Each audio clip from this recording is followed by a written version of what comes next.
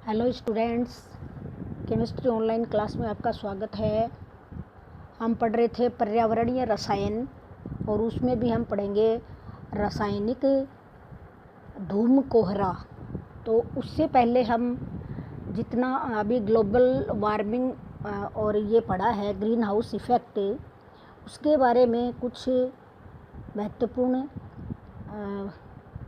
Passage दिए हुए हैं जिनके बारे में हम विचार करते हैं कि भूमंडलीय ताप वृद्धि को कम करने के लिए हम क्या कर सकते हैं हम भूमंडलीय ताप वृद्धि को कम करने के लिए। ये होती किससे है, प्रदूषण किससे होता है? जीवाश्म ईंधन को जलाने से, वनों को काटने से वायुमंडल में हरित गृह गैसों में वृद्धि हो रही है। अतः इसके सुचारू, बुद्धिमत्तापूर्ण और न्यायपूर्ण उपयोग के उपाय हमें तलाशने होंगे जो वायुमंडलीय ताप वृद्धि को कम कर सकेंगे और भूमंडलीय ताप वृद्धि को कम करने में ये सहायक भी होंगे। इसका एक साधारण सा उपाय है कि परिस्थितियों को हम ध्यान में रखें और यातायात के व्यक्तिगत साधन जो लेकर हम इधर उधर जाते हैं उनका हम कम से कम प्रयोग करें। सार्वजनिक साधनों में हम जाएं या साधन के बजाय हम साइकिलों को प्रोत्साहित करें, साइकिल को चलाएं, साइकिल से जाएं। जनसाधारण के यातायात साधन को काम में लेना और कारपूल का प्रयोग करना। कारपूल का मतलब है एक ही कार में 2-3 ऑफिस के कर्मचारी उसको शेयर करके बैठ करके जाएं। अधिक पौधे लगाकर हरित आवरण को बढ़ाने का हमें प्रयास करना है। क्या करना है? ज़्यादा से ज़्यादा पौधे लगाकर हरित आवरण को हमें बढ़ाना है।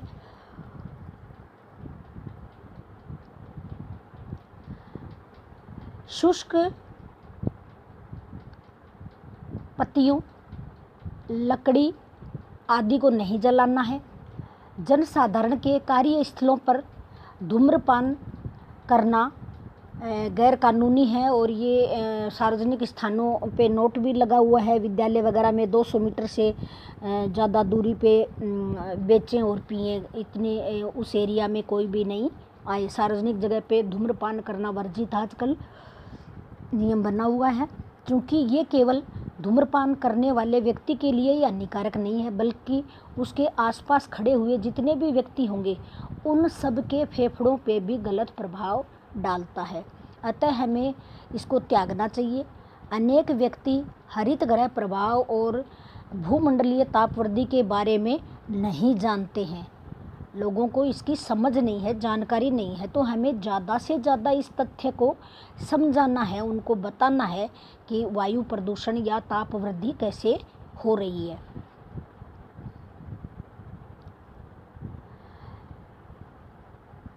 ऐतिहासिक इमारतें अम्ल वर्षा से दुष्प्रभावित हो रही हैं। ये एक दूसरा कारण या प्रश्न है। कई बार ये प्रश्न ही आ जाता है ऐसा का ऐसा ही। तो क्रियाकलाप दे रखा है कि हम जानते हैं कि नज़दीक के क्षेत्रों में जल से विभिन्न नमूने हम अलग अलग जगह से लाएं, फिर हम उन नमूनों की क्या ज्ञात करें? पीएच ज्ञात करें। तो पीएच ज्ञात करके फिर हमें कक्षा में उसके परिणाम पे चर्चा करें। अलग अलग जगहों से लिए गए पानी के नमूनों की पीएच तो अम्लीय होगी पीएच, या क्षारीय होगी, या लवणीय होगी, या उदासीन होगी। तो इस पे चर्चा करनी है। ये आपके 12वीं क्लास एजी में तो ये प्रैक्टिकल भी है। फिर अब वायुमंडल में सल्फर डाइऑक्साइड उसी समूह का है, ऑक्सीजन वाले का।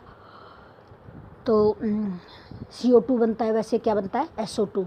नाइट्रोजन डाइऑक्साइड NO2 के उत्सर्जन को कम करके अम्ल वर्षा को भी कम किया जा सकता है। यानी अम्लीय वर्षा में कौन सी गैसें होती हैं? नाइट्रोजन डाइऑक्साइड और सल्फर डाइऑक्साइड। तो हम इनको क्या कर सकते हैं? कम कर सकते हैं। हमें यातायात के व्यक्तिगत साधनों का कम से कम प्रयोग करना चाहिए तथा शक्ति संयंत्रों एवं उद्योगों में भी कम सल्फर की मात्रा वाला जीवाश्म ईंधन काम में लेना है। हमें कोयले के स्थान पर जो सीएनजी वगैरह हैं, प्राकृतिक गैस हैं, उनको काम में लेना है। उसमें कम सल्फर से युक्त कोई कोयला हो, ऐसा ईंधन काम में लें। कार में उत्प्रेरकीय परिवर्तक उपयोग में लेने चाहिए ताकि वह वायुमंडल में उत्सर्जित धुआं के प्रभाव को कम से कम कर देगा। क्या कर देगा? उत्प्रेरकीय जो परिवर्तक होगा वो क्या कर देगा? धुआं के प्रभाव को कम कर देगा। धुआं के प्रभाव को कम से कम कर देगा। ऐसे ही उत्प्रेरकीय परिवर्तन का मुख्य अवयव है सिरेमिक निर्मित मधुकोश होता है। सिरेमिक ये अपनी जो चीनी मिट्टी होती है ना, जिसके हम कप वगैरह बनते हैं, उसको सिरेमिक बोलते हैं, जिस पर दुर्लभ धातुओं जैसे प्लेटिनम है, रोडियम है, पैलेडियम है, इनकी परत चढ़ी होती है। तो निर्गमित गैस जिसमें बिना जला हुआ ईंधन या कार्बन मोनोऑक्साइड या नाइट्रोजन डाइऑक्साइड आदि होते हैं, इसको जब हम 573 केल्विन पर उत्प्रेरकीय परिवर्तक में से गुजारा जाता है तो ये CO2 और NO2 तब यह इन्हें CO2 और NO2 में परिवर्तित कर देता है। हम मृदा में चूर्णीय चूना यानी चूने का चूरा और पत्थर मिलाकर मृदा की अम्लीयता को कम कर सकते हैं। यानी मिट्टी भी अम्लीय हो गई है तो उसकी अम्लीयता हम कैसे दूर करेंगे? चूना मिला करके। अधिकतर व्यक्ति अम्ल वर्षा तथा इसके हानिकारक प्रभावों के बारे में जानते ही नहीं हैं। हमें उनको सूचनाएं दे करके जागरूक करना है और प्रकृति को बचाना है। अब है ये अम्लीय वर्षा है, ये किन किन चीज़ों को प्रभावित करती है? तो सबसे इसका अच्छा उदाहरण है ताजमहल। ताजमहल जो कि मार्बल मकराना नामक स्थान में निकला है, उससे बना हुआ है, बिल्कुल सफ़ेद। और अब इसमें क्या पड़ गया? पीलापन।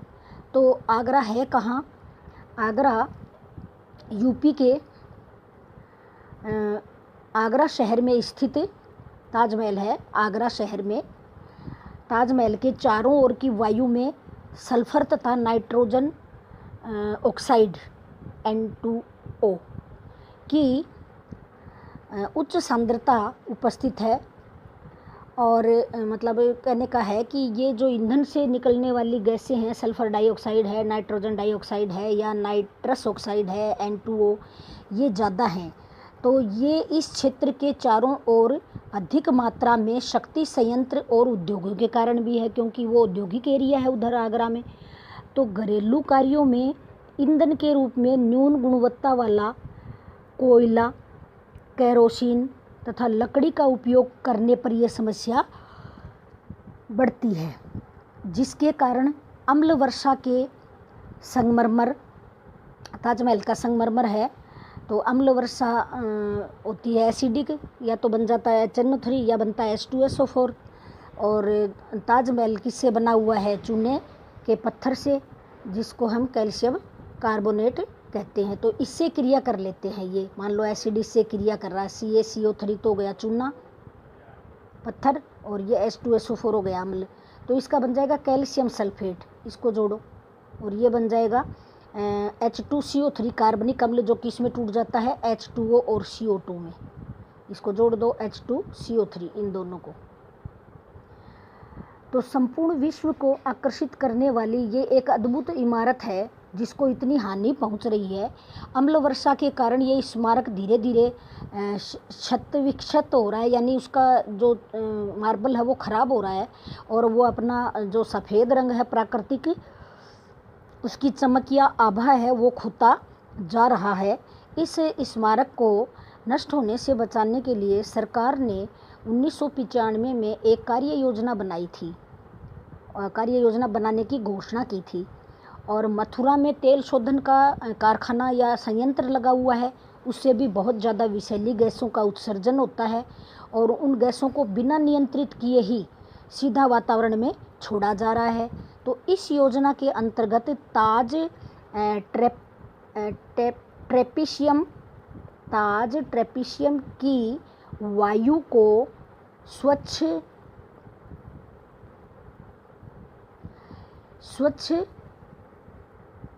करना है और इस क्षेत्र में आगरा, फिरोजाबाद, मथुरा, भरतपुर ये आसपास के नगर हैं, ये शहर हैं, ये शामिल हैं। इसके अनुसार ट्रेपीजियम स्थित 2000 से भी अधिक उद्योग ईंधन के रूप में कोयला अथवा तेल के स्थान पर अधिक ये प्राकृतिक गैस हैं या एलपीजी है, इनका उपयोग करेंगे, ऐसा नियम बनाया है। इसके लिए एक नई प्राकृतिक गैस पाइपलाइन भी बिछाई गई है, जिसकी सहायता से इस क्षेत्र में प्रतिदिन 5 लाख घन मीटर प्राकृतिक गैस लाई जाएगी।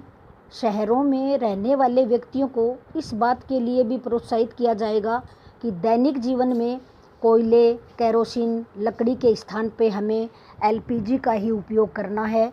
इसके अतिरिक्त ताज के आसपास के राष्ट्रीय राजमार्गों पे चलने वाले यातायात के साधनों में कम सल्फर से युक्त डीजल का प्रयोग करें और अन्य लोगों को भी कम सल्फर युक्त डीजल के प्रयोग के लिए हम क्या करें, उनको प्रेरित या जागरूक करें।